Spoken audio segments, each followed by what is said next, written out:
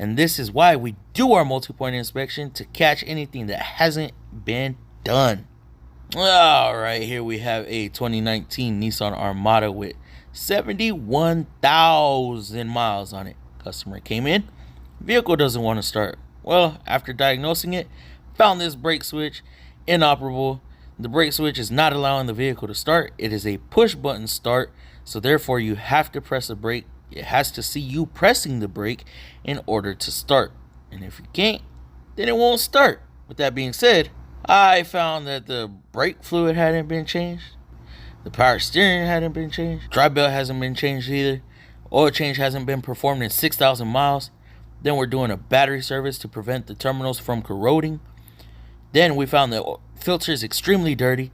And I found all this while doing my multi-point inspection, guys.